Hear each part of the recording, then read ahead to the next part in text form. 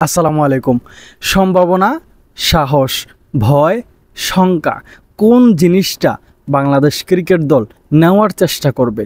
গতকাল যখন শ্রীলঙ্কা এবং সাউথ আফ্রিকার খেলা হয়েছিল, আমি 100% শিওর বাংলাদেশ ক্রিকেট টিমের অ্যানালিস্ট সহ বাংলাদেশ ক্রিকেট দলের সাথে যারা আছেন তারা, বাংলাদেশের ক্রিকেট বিশ্লেষক যারা আছেন তারা, স্পেশালি বাংলাদেশি সমস্ত মানুষ ওই ম্যাচটার প্রতি একটা বিশেষ খেয়াল রেখেছে। কারণ ওই দুইটা দলের বিপক্ষেই আমাদের টি-20 বিশ্বকাপের প্রথম দুইটা অ্যাসাইনমেন্ট। প্রথমটা শ্রীলঙ্কার বিপক্ষে 8 তারিখে, তারপর 13 তারিখে আমাদের সাউথ আফ্রিকার বিপক্ষে। স্পেশালি যেই মাঠে গতকাল খেলা হয়েছে, ড্রপ ইন পিচ, যেই মাঠে আবার বাংলাদেশ ভারতের বিপক্ষে খেলেছিল প্রস্তুতি ম্যাচ, সেই মাঠেই বাংলাদেশ কিন্তু সাউথ আফ্রিকার বিপক্ষে খেলবে। তার মানে এই ম্যাচটার দিকে নজর থাকবে, এটা সত্যি। এটা একেবারেই আপনার 100% একটা কমন প্রশ্ন। এখন ওই ম্যাচে যেই ঘটনা ঘটেছে সেই ঘটনা সম্পর্কে আপনাকে আমি একটু ছোট্ট করে জানিয়ে রাখি। শ্রীলঙ্কা 77 রানে অল আউট হয়ে গেছে। একটা সময় তারা প্রথম পাওয়ার প্লেতে 24 রান সংগ্রহ করতে পেরেছে 1 উইকেটের বিনিময়ে। সেটা বাদ দিলেও আপনি দেখবেন যে তারা 31 রান পর্যন্ত গিয়েছিল 1 উইকেটের বিনিময়ে। ওই 31 থেকে 66 রান করতে গিয়ে তারা, আমার কাছে মনে হয় 6টা উইকেট হারিয়ে ফেলেছে। মাঝখানের 22টা বলে তারা 5টা উইকেট হারিয়ে ফেলেছে। হাসারাঙ্গা তিনি নিজেকে টপ অর্ডার বা মিডল অর্ডারে নিয়ে এসছেন, একটু ব্যাটিং অর্ডারটা তিনি উপরের দিকে করেছেন আজকে। দেন সামারা বিক্রমা সহ আর এঞ্জেলো ম্যাথিউস শেষের দিকে চেষ্টা করলেও ওইভাবে বাঁধ কিন্তু আটকাতে পারেনি।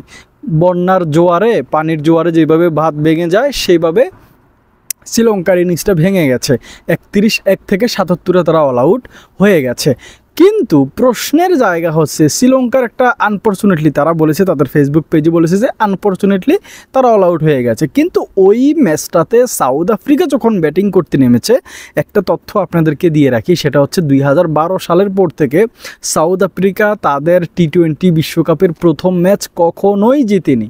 গতকালকে তারা সেই রেকর্ড পর্যন্ত ভেঙে ফেলেছে, শ্রীলঙ্কার বিপক্ষে তারা জিততে পেরেছে। এখন সাউথ আফ্রিকা আবার এই 77 রান করতে গিয়ে শেষ পর্যন্ত তারা 80 রান সংগ্রহ করেছে, 4টা উইকেট কিন্তু হারিয়েছে। এবং সবথেকে কনসার্নের বিষয় যেটা, সেটা হচ্ছে তারা 16.2 ওভার পর্যন্ত ব্যাটিং করতে হয়েছে। স্টাফসের একটা ক্যাচ মিস পর্যন্ত হয়েছে। আমার এই যে ম্যাচের ভিতরকার এত কথা বললাম, এই এত কথা বলার পেছনের মূল কারণ হলো এই দুইটা দলের বিপক্ষে বাংলাদেশের টি-20 বিশ্বকাপের প্রথম অ্যাসাইনমেন্ট।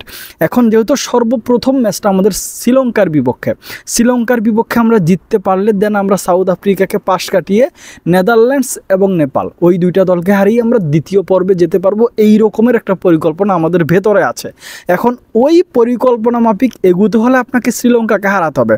নেদারল্যান্ডসের সাথে শ্রীলঙ্কা একটা প্রস্তুতি ম্যাচ খেলেছে, ওয়ার্ম আপ ম্যাচ, সেখানটায় 20 রানে তারা হেরেছে। নেদারল্যান্ডস 181 রান করতে পেরেছে, শ্রীলঙ্কা 161 রানে গুটিয়ে গেছে। সেইখানটাতেও তারা কিন্তু শুরুর দিকে তাদের টপ অর্ডার ব্যাটসম্যান ব্যর্থ হয়েছে।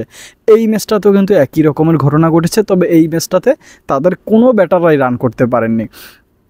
এখন আমি যে বললাম শঙ্কা, ভয়, সাহস, এই বিষয়গুলো এখানটায় স্পেশালি দুইটা বিষয় কাজ করছে। একটা হচ্ছে সাউথ আফ্রিকা যেই মাঠে গতকাল শ্রীলঙ্কাকে হারিয়েছে বা 77 রানে অল আউট করে দিয়েছে, সেখানটায় দেখা গেছে 120-25 গতিতে বল করেও ব্যাটসম্যানদেরকে খাবি খাওয়ানো যায়, আবার 150-এর গতিতে বল করেও খাবি খাওয়ানো যায়। এটা একটা ড্রপ ইন পিচ। এই যুক্তরাষ্ট্রের মাটি এইখান থেকে অস্ট্রেলিয়াতে নিয়ে যাওয়া হয়েছে, সেইখান থেকে পিচ বানিয়ে সাগর পথে এনে এখানটায় নতুন করে লাগিয়ে দেওয়া হয়েছে। আবার এটার আউটফিল্ডটা কিন্তু অতটা ভালো না এখনও পর্যন্ত। তো এই মাঠে সাউথ আফ্রিকা, আমাদের গ্রুপে যেহেতু সাউথ আফ্রিকা এবং ভারতও কিন্তু এই মাঠেই 3টা ম্যাচ খেলবে, সাউথ আফ্রিকাও 3টা ম্যাচ খেলবে, অলরেডি তারা একটা খেলে ফেলেছে। এখন সাউথ আফ্রিকার বিপক্ষে আমাদের ম্যাচ এই মাঠেই।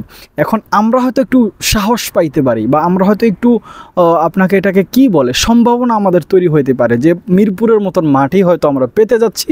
আউটফিল্ড কিছুটা স্লো হবে, স্পিনাররা সুবিধা পাবে, বা পেস বল করবেন যারা, মোটামুটি যারা স্লোয়ার করতে পারেন, আমাদের মুস্তাফিজ, যারা মানে আপনার পেস গতি দিতে পারেন বলে আমাদের তাসকিন শরীফুল, এরা কিন্তু সাউথ আফ্রিকার সাথে অ্যাভেলেবেল থাকবেন।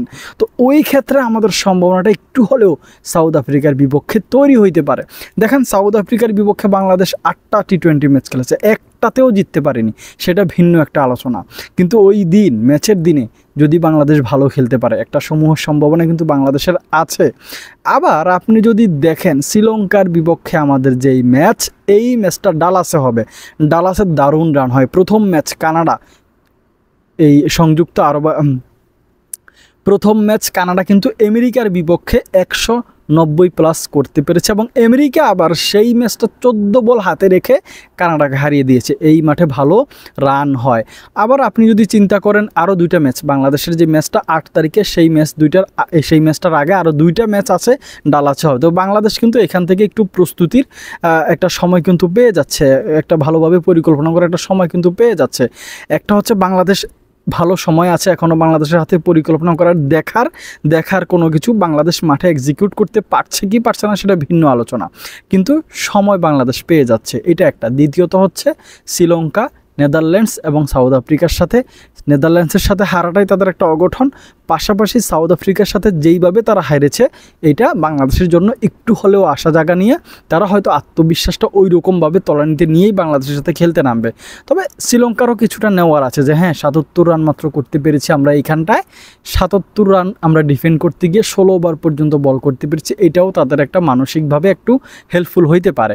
তো আমার কাছে আজকের এই ভিডিওতে আমার কাছে যেটা মনে হলো, বাংলাদেশ যদি শ্রীলঙ্কাকে হারাতে হয়, টপমোস্ট ক্রিকেটার যারা আছেন আমাদের, একেবারে ওপেনিং পজিশন থেকে শুরু করে মিডল অর্ডার বা লোয়ার অর্ডার বা স্পিনার, পেসার, সবাইকে দলীয়ভাবে পারফরমেন্সটা করতে হবে এবং এই পারফরমেন্স করার ক্ষেত্রে শ্রীলঙ্কার থেকে বাংলাদেশ কিছুটা হলেও এগিয়ে থাকবে, কারণ শ্রীলঙ্কা নেদারল্যান্ডস এবং সাউথ আফ্রিকার সাথে দুইটা ম্যাচ হেরেছে, তার আত্মবিশ্বাসের তলানিতে আছে। যদিও বিশ্বকাপ শুরুর আগে শ্রীলঙ্কা 3টা সিরিজ খেলেছে, 3টা সিরিজই তারা জিততে পেরেছে। ভালো থাকবেন, সুস্থ থাকবেন, আল্লাহ হাফেজ।